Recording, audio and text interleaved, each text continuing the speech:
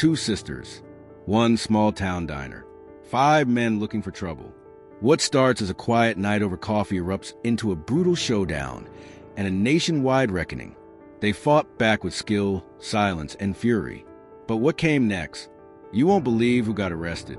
The soft neon lights filtered through the misty glass windows of Allen Creek Diner, casting flickering streaks across the worn brick floor.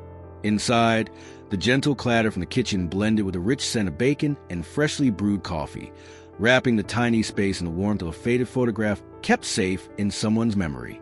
Riley Monroe, 30, sat in a booth by the window. Her black leather jacket lay neatly folded beside her, revealing a fitted t-shirt that hugged her toned frame. She didn't speak much. Her gaze always seemed to reach beyond whatever was in front of her. Across the table, Sienna Monroe, 28, wore a simple white hoodie, her long curly hair tied high. She chuckled softly as she recalled a memorable moment from their most recent training cycle.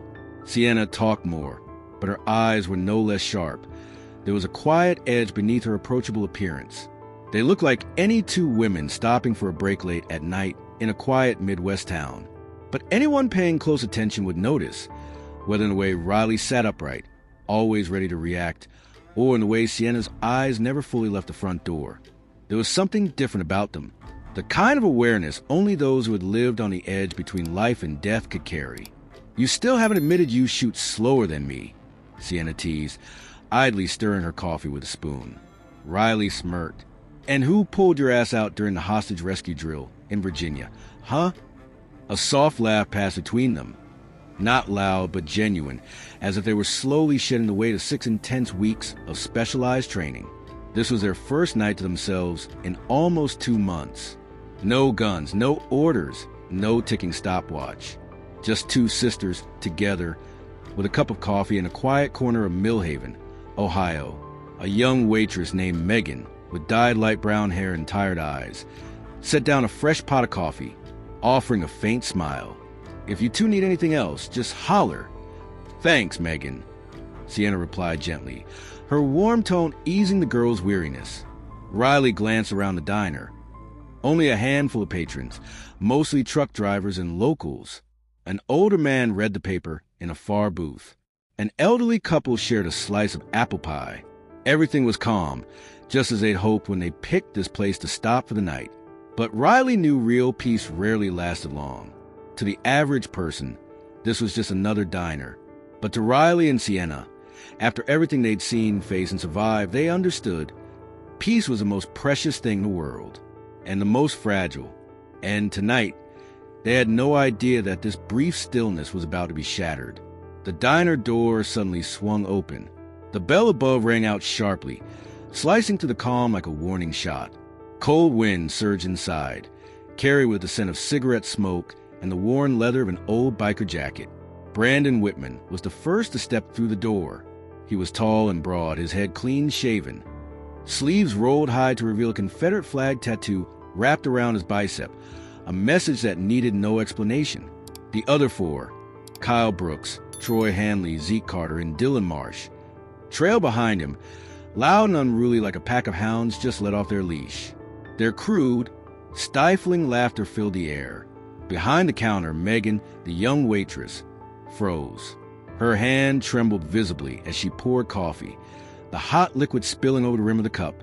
She didn't say a word, just cast a quick glance toward Riley and Sienna, her eyes full of warning. Brandon scanned the room like he was surveying his territory. When his gaze landed on the two black women, sitting quietly in the corner booth, he paused. The corner of his mouth curled into a half-smile, loaded with meaning, not the friendly kind. "Well, look what we have here," Brandon said loudly, his voice echoing through the cramped diner. 2 roses in a field of weeds. Double the trouble. The air inside thickened. The clinking of silverware, the soft scrape of chairs, all of it stopped. A few patrons lowered their heads, pretending to be engrossed in their meals, as if staying silent long enough might let the storm pass them by. Sienna looked over at her sister. Riley didn't say a word. She simply lifted her coffee cup and took a slow sip. Her eyes passed over Brandon like someone eyeing an approaching rainstorm, not afraid, just far too familiar. Troy Hanley, a wiry man with a patchy beard, stepped forward and leaned his elbows on the edge of their table. "This spot's not usually for outsiders," he said, his voice slick like old motor oil. "You sure you're not lost?" Sienna set her cup down and looked him straight in the eye. "We're just having coffee. If you're looking for a table, there's one open over there." Her voice remained calm, but beneath the softness was steel. The man didn't budge. Behind him, Brandon turned a chair backward and straddled it, settling in across from them like this was some private performance. He leaned in, his breath reeking of alcohol and cigarettes. "You think you give the orders here, sweetheart?" he asked, voice rough and mocking. "People like you don't belong in a place like this." Sienna's hand clenched around her mug, her knuckles turning white. Behind the counter, Megan edged back, one hand hovering near the phone, but too afraid to pick it up. Riley reached out and placed her hand gently but firmly over her sister's wrist, a signal to stay calm. Then she turned to Brandon, her gaze steady, unblinking. "We're not looking for trouble," she said. "But if you start something, don't expect someone else to clean up your mess." For a fleeting moment, Brandon's eyes darkened. The diner felt stretched to its limit. Everyone could feel it, but no one dared speak. Then Troy reached out and lightly touched Riley's shoulder, a gesture that might have seemed small, harmless even. But in this moment, in this context, it was no different than pulling a trigger, and it had just been pulled. It took exactly 1 second. Riley set her coffee cup down silently. She turned, grabbed Troy's wrist with her left hand, and twisted it sharply in the opposite direction with the speed of a reflex honed over years. Before he could even process what was happening, he was bent over the table, his elbow nearly dislocated. "Ack! Ah! Let go!" Troy screamed, his head slamming into the table edge as spoons clattered loudly around him. His cries made Brandon Whitman jolt to his feet, while the rest of his crew stood frozen in place. None of them had expected a woman to react with such speed and precision, especially not a woman they had pegged as easy prey. Sienna rose right behind her sister, her eyes cold as steel. "No one touches my sister. No one." Behind the counter, Megan swallowed hard. She didn't dare speak, but her eyes stayed locked on the scene unfolding in front of her, like watching an action movie nobody had bought tickets for. Brandon's face went rigid. He couldn't let his buddy be humiliated in front of the entire diner. His ego, the only thing bigger than the Confederate tattoo on his arm, was boiling over. "All right, that's enough," he shouted, stepping around the table. "You want to play it that way?" Riley let go. Troy collapsed to the floor with a thud, like a sack of wet cement. He crawled backward, clutching his arm like he'd just been run over. Brandon didn't wait. He charged like a bull, no technique, no strategy, just pure rage. But Riley didn't back down. She sidestepped left, dodging the punch with instinctive grace born from years of combat training. Her knee shot up, slamming into Brandon's side. He stumbled for half a beat, and that was all she needed. Riley spun and drove a sharp elbow straight into his collarbone. Brandon crashed to the floor, a guttural grunt escaping as all the air fled his lungs. A hushed, "Oh my Lord," slipped from the elderly man in the corner, now half hidden behind his newspaper. His wife had slid down in her seat, mouth forming a stunned "oh," hands clutching her purse like it was the only thing keeping her alive. Sienna now stood guard in front of their table, her stance poised like an MMA fighter waiting for the bell. Two of Brandon's crew glanced at each other, clearly reevaluating the situation. "So what now?" she asked, voice cool and taunting. "You boys taking numbers or heading out together?" Zeke Carter, a short but heavily muscled man, let out a roar and charged toward her. But this time, the entire diner held its breath. And somewhere near the kitchen, it felt like someone had a phone out, recording. Riley glanced quickly toward the door, then at her sister. They didn't need to speak. They never did. This was only just beginning. Zeke lunged first, swinging with the kind of brute force that Hope muscle could make up for a lack of thought. He threw a punch toward Sienna Monroe, roaring as if sheer noise could intimidate her. But to Sienna, he might as well have been moving in slow motion. She ducked low, dodging the wide swing, then sprang upward with a knee into his gut. Zeke doubled over in pain. But before he could retreat, Sienna spun and landed a roundhouse kick to the back of his head. Zeke collapsed, slamming into the edge of a table, sending plates skittering across the floor. The sharp clatter echoed like a signal flare announcing that chaos had officially begun.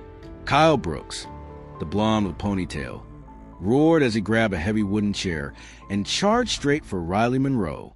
He raised a high like some medieval warrior's weapon, hoping to strike fear into the Monroe sisters. Riley didn't back away. She stepped forward half a beat, dropped low, and let the chair sail over her head, crashing violently into the wall and leaving a deep dent in the plaster. As Kyle staggered from a miss, Riley grabbed his collar, pivoted with his momentum, and used her hip to throw him flat onto the floor. Next, she exhaled lightly, not even glancing at him. On the far side of the diner, Dylan Marsh, the youngest of the crew, his eyes twitchy like a cornered field mouse, panicked and pulled a folding knife from his jacket pocket. "Back off!" he yelled, the blade glinting in his shaky hand. He wasn't aiming at Riley or Sienna. He turned toward Megan, the waitress still cowering behind the counter, and used her as a shield. "Get over here, now or I'll stab," Dylan shouted, his voice trembling, clearly inexperienced with knives, or with any of this. But Sienna had already seen it coming before anyone else could react. Without a word, she dashed diagonally across the diner, like an arrow loose from a bow.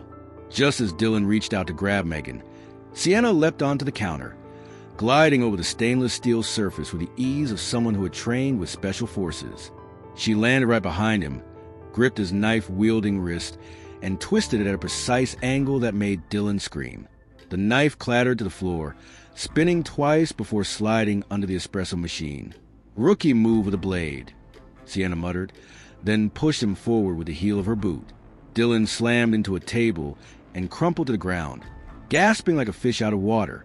Brandon Whitman crawled to the base of the counter, his left shoulder hanging awkwardly after Riley Monroe's blow. Sweat poured from his forehead, mixing with the blood from a scratch on his cheek, making him look like someone who had just fallen out of a truck going 60 miles an hour. His breath came in ragged bursts, his arm trembling.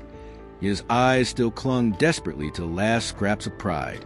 His eyes darted around. Zeke Carter lay face down, motionless. Kyle Brooks was groaning beside a broken chair.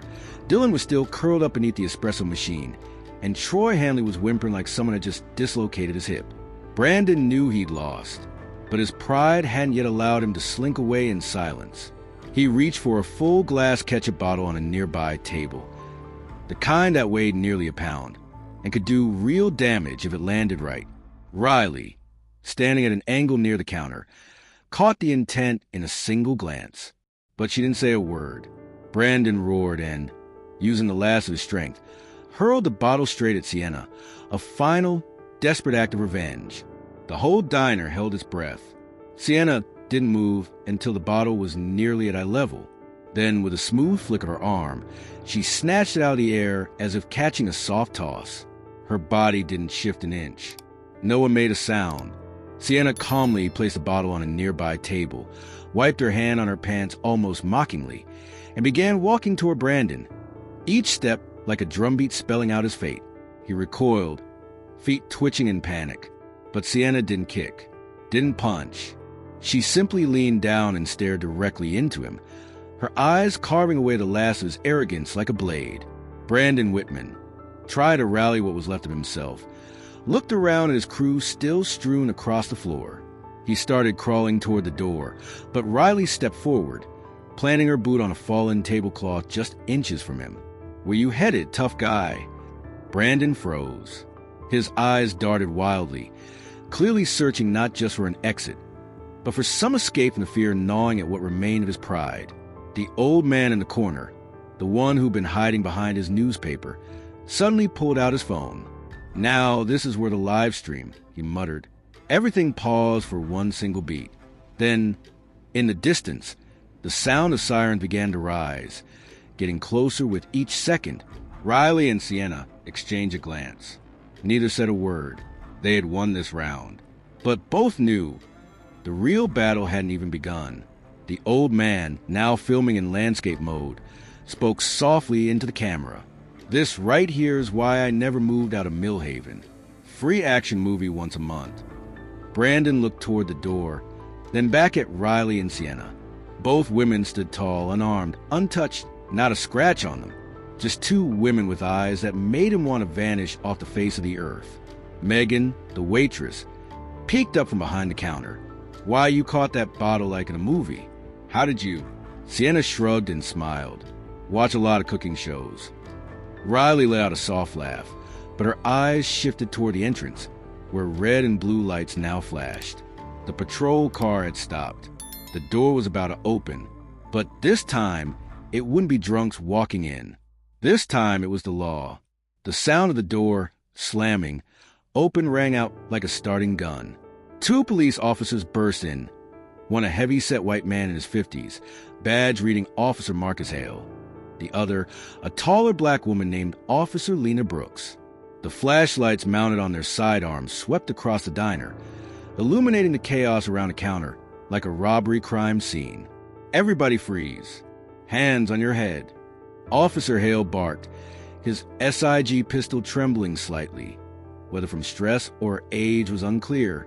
Riley and Sienna Monroe raised their hands slowly, their faces blank. And Brandon Whitman and his crew, they were sprawled across the floor, groaning. Yet not a single weapon was pointed at them. In fact, they were being comforted. Where you hurt? Who started it? Officer Hale knelt beside Brandon, his expression full of concern. Brandon, who had just thrown a bottle at someone and tried to flee, slipped seamlessly into victim mode. They attacked us out of nowhere. I was just here to eat, he wheezed, like he'd just escaped a bank heist in Texas. Officer Brooks rolled her eyes, clearly not buying it. She turned to Megan, the waitress still standing behind the counter. Megan, can you tell me what happened? She asked, her voice softer. Megan glanced at Riley and Sienna, her expression uncertain, then pointed to the computer behind the counter. The cameras are still running. I think everything's recorded. It started when he...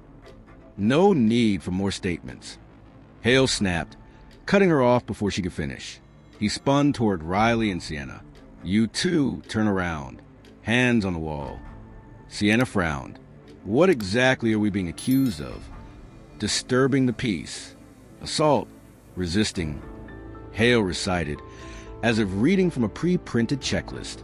We were attacked first, Riley replied, her tone steady as stone. There are witnesses, and there's video. That'll come later. For now, you're under arrest. No discussion. The metallic click of handcuffs rang out, cold and final. Officer Brooks hesitated. She looked at Hale, then at Riley. Finally, she stepped forward to cuff Sienna, her eyes betraying a flicker of regret. Meanwhile, Brandon was being helped into a chair by Kyle Brooks, an ice pack pressed against his shoulder. The two exchanged a nod of sympathy, like survivors of some beer-soaked Oktoberfest brawl. Aren't you cuffing us too? Zeke asked, his lips still swollen. Hale shrugged. Just need a statement. No need for the formalities. Riley let out a soft laugh, a joyless one. The ones attacked get cuffed. The ones who started it get ice packs. What a fascinating world we live in. As Brandon passed by Sienna, he leaned down and whispered just loud enough for her to hear. You haven't seen the end of this. I'll be back. Sienna tilted her head, looking at him the way one might look at a fly banging against a glass window. Bring a doctor next time. I don't like repeat performances. Outside, the patrol car lights still flashed red and blue, casting shadows of two women being let out of the diner, heads held high, back straight, hands cupped behind them. The diner had fallen into complete silence. The old man had stopped live streaming. Megan lowered her head, lips pressed tightly together, and Riley and Sienna stepped into the squad car like it was just another battlefield. One where they'd once again have to prove that justice doesn't always stand with the right.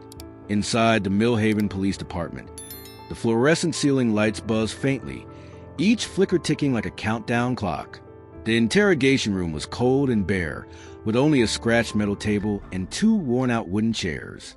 Sienna Monroe sat upright, arms crossed in front of her chest, the marks of the handcuffs still visible on her wrists. Across from her was Detective Alana Wells, a thin white woman in her 50s, out-of-date curl brown hair, and a face that didn't bother to hide its bias. In the room next door, Riley was being questioned by Detective Grant Morrison, a graying white man with a soft voice that barely masked the disdain dripping from each of his words. "What branch did you serve in?" Wells asked, flipping back and forth through the thick file stamped Monroe. "Sienna, confidential. Army. Special operations," Sienna replied curtly. Wells raised her eyebrows. "Oh, so I guess you know how to snap someone's neck in a heartbeat, huh?" Sienna met her eyes, only when forced. Wells gave a dry chuckle and slid a photo across the table, an image of Sienna restraining Dylan Marsh in the diner. "Where's the force here? Looks more like instinct, dangerous, violent, or training, self-defense. Can you tell the difference?" Sienna's voice was calm but firm, enough to shut Wells up for a beat. In the adjacent room, Detective Morrison was just as biting. He tapped a section of Riley's file that detailed her service in Afghanistan, then shook his head. "Your record's impressive, but it's people like you that worry me. Highly lethal skills. Reflexes off the charts. When someone like that loses control, who protects the civilians?" Riley tilted her head. "We just protected a diner full of civilians. Don't they count?" "You know that's not what I mean," Morrison sneered. The tension peaked when Morrison's phone rang. He frowned at the caller ID, then quietly stepped out, leaving Riley alone with the open case file spread across the table. Riley glanced down. A handwritten note peeked out from beneath a clipped document. "Colonel Darren Fields called directly about this incident. Request for meeting ignored." Riley's brow furrowed. Colonel Fields was their direct commanding officer, a man with enough authority to make the entire local justice system pay attention.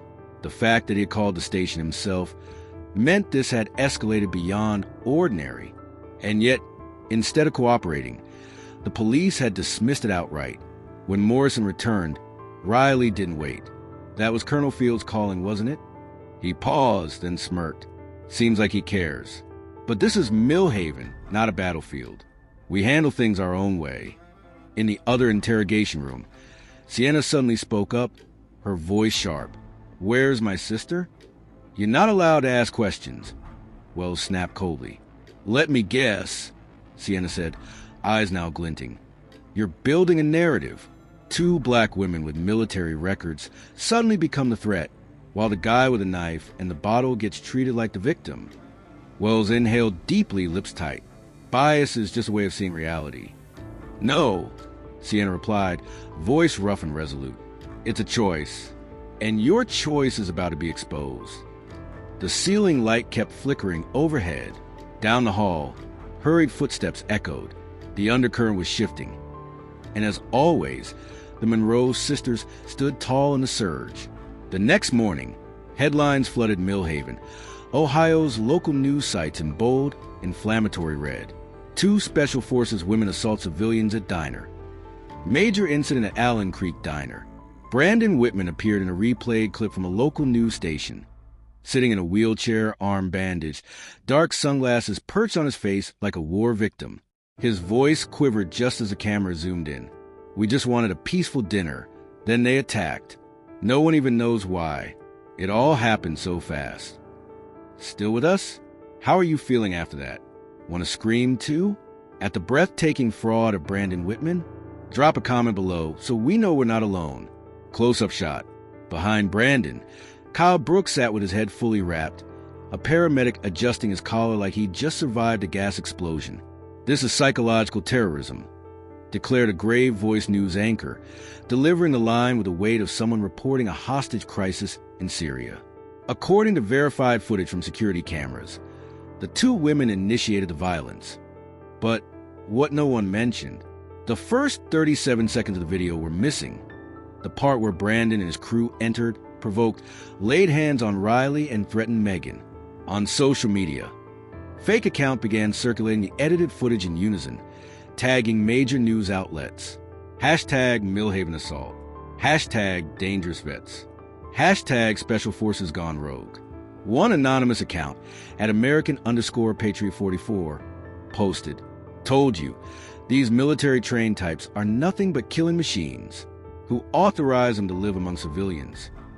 The Post had nearly 12,000 shares in under 6 hours. Meanwhile, Megan Ruiz, the only waitress brave enough to tell the truth, tried to contact the police department to submit the original footage. All she got was silence. When she emailed, an automated reply came back. "Thank you for reaching out. The matter is under internal investigation." "Internal investigation?" she repeated, then slumped onto the counter, opened her phone, and whispered, "They are the internal." Back at the police station, Riley and Sienna were still being held in separate interrogation rooms. But now, they weren't just suspects. They were the center of a media firestorm. Sienna realized this when a young officer, unaware, left his phone speaker on. News leaked from the device. Riley and Sienna Monroe, former military, accused of orchestrated disorderly conduct. Riley leaned back in her chair, hand over her forehead. They cut the beginning of the video. She said, not surprised, just exhausted. Sienna nodded. "We save people's lives." And they edit the footage to paint us as threats. Just then, a police officer knocked and stepped inside, whispering something to Detective Morrison. His face stiffened. Then he quickly stepped out into the hallway, voice low but firm. "Who did you say was calling?" Pause. "Yes, I got the message." "No, we haven't released the full video yet." Another pause. "Understood. We'll reprocess the narrative." Riley and Sienna exchanged a look. Someone was applying pressure from outside, and they knew there was only one man with the weight to make Morrison sweat after a phone call. Colonel Darren Fields. The storm had arrived, but this time, it wasn't coming from the media. It was coming from a military directive and a fury backed by the truth. 3 days later, Millhaven, Ohio was no longer just a quiet little town off Highway 41. It had become the #1 trending topic in the nation. Hashtag Justice for Monroe Sisters. Hashtag Uncut the Truth. Hashtag Megan Ruiz's Arrow. Everything began to shift just hours after the original, unedited video was personally sent by Colonel Darren Fields to Ohio state officials and national media outlets. Accompanying the footage was an official memorandum from the Department of Defense demanding the immediate release of former soldiers Riley and Sienna Monroe, along with the initiation of an independent investigation into how the Millhaven Police Department had handled the case. Under mounting public pressure and direct orders from above, the sisters were quietly released the following morning. No apology, no formal explanation, just an open door and a hesitant glance from Officer Lena Brooks. "You're free to go. For now," she said quietly. Riley didn't respond. She stepped across the threshold with her head held high. Sienna followed, her eyes scanning the room, locking on each officer as if committing their faces to memory. Outside, Colonel Fields was waiting in a sand-colored military SUV parked along the curb. He gave a single nod, his expression stern. But in that moment, no words were necessary, because all three understood justice needed to be restored and truth needed to be seen. Less than 24 hours later, a surprise press conference was held in front of the Northeast National Guard headquarters. Standing at the podium were the two central figures, Riley and Sienna Monroe, dressed in civilian clothes, faces calm but eyes blazing with purpose. "We were attacked," Riley said into a sea of cameras from nearly 24 media outlets, standing beside their military attorney, Camille Porter, a renowned civil rights litigator with a track record of winning discrimination cases. "And when we fought back to defend ourselves, a young waitress and the diners around us, we were treated like criminals because of who we are and the color of our skin." Sienna stepped forward and took the mic. "But thankfully, cameras don't lie, only people do." Immediately following the press conference, the full unedited 5-minute and 13-second video was released across all platforms: YouTube, X, TikTok, and the official website of the Department of Defense. Footage showed Brandon and his crew walking in, hurling provocations, approaching Riley, laying a hand on her shoulder, and then the entire altercation, unfolding moment by moment in crystal clear detail. Megan Ruiz, the young waitress, appeared on Good Morning America, her voice trembling but steady with courage as she recounted everything. And she said one sentence that made the entire nation pause. If those two sisters didn't have the skills to defend themselves, I might have been the one lying on that floor. But they didn't leave me behind, not even though they didn't know who I was. The media pivoted almost overnight. Headlines shifted at lightning speed. Edits and allegations. Who's behind the campaign to distort the truth? Monroe sisters, from defendants to national heroes. At the Millhaven Police Department, Officer Lena Brooks resigned. Officer Marcus Hale was placed on administrative leave to assist with the investigation. Internal fractures began to show within the department, and the public was in no mood to forgive. Brandon Whitman, Kyle Brooks, Zeke Carter, Troy Hanley, and Dylan Marsh were rearrested, this time facing formal charges: coordinated assault, weaponized intimidation, and racially motivated defamation. And justice would not be delayed. They would face the consequences of what they had done. Outside the press hall, Sienna spotted a group of black high school students waiting with handmade signs that read, "Thank you for not staying silent." She stopped, took one of the signs, and raised it high alongside them. Cameras panned toward her. Flashbulbs popped, but she didn't care. Riley glanced at her sister and smiled gently. "Sometimes self-defense isn't just about surviving," she said. "It's about protecting the truth." That message spread across social media, schools, and even military training academies. You may wear civilian clothes, but honor and duty are never off the clock. 1 week after the press conference, Millhaven City Hall hosted a formal public apology. Not just words, but an official statement signed by the mayor, the chief of police, and a representative of the Department of Defense. Riley and Sienna Monroe sat in the front row. They didn't smile. They didn't nod in acceptance, because they knew an apology without action is just an empty sound. Behind them, the residents of Millhaven filled the chamber, many of whom had once looked away or stayed silent. Now, they sat with eyes full of remorse and gratitude. A banner hung above their heads read, "We've heard you, and this time we won't stay silent." News outlets ran the story everywhere. But when asked how she felt after being cleared, Riley gave a short, steady answer. "We didn't fight to be called heroes. We fought because we didn't have the luxury of bowing our heads." That day, Brandon Whitman and his crew were led out of the county courthouse in handcuffs, heads bowed low. The formal charges: premeditated assault, racial hate crimes, conspiracy to falsify evidence, and obstruction of justice. One of them had taken a plea deal for a lighter sentence. And that was why the investigation expanded to include a small group of local officials inside the Millhaven Police Department. Officer Marcus Hale was terminated. Detective Grant Morrison came under investigation for deliberately compromising the case. Only Officer Lena Brooks, the one who had once bowed her head to handcuff Sienna that night, appeared at the press conference and said, "I was wrong, and I will stand on the right side every time moving forward." One quiet weekend afternoon, Riley and Sienna returned to their small house on the outskirts of Millhaven, the place where their father once taught them how to break down and reassemble a rifle in the dark. But more importantly, the place where he reminded them, your greatest strength isn't in your hands. It's in what you choose to do with it. They sat on the front porch, steam rising from their mugs of mint tea. Gentle sunlight stretched across the lawn. From time to time, passing cars still made Riley glance up, but not from fear. Awareness had simply become part of her.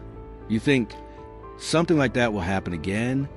Sienna asked, watching a group of children playing on the other side of the fence. Riley nodded.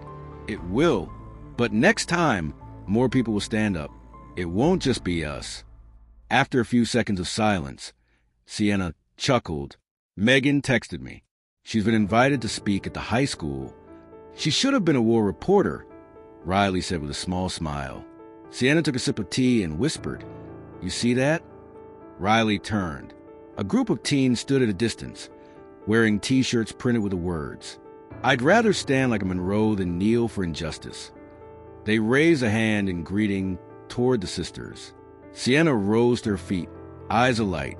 "I see it now, and I'm ready. Because justice isn't a destination. It's a journey that doesn't move unless someone takes the first step, so that others might follow." Riley stood beside her sister, arms crossed. The evening sun cast their shadows across the worn wooden porch, not the silhouettes of victims, but the figures of those who had carved a path forward. And the fight, though far from over, now had light to lead the way.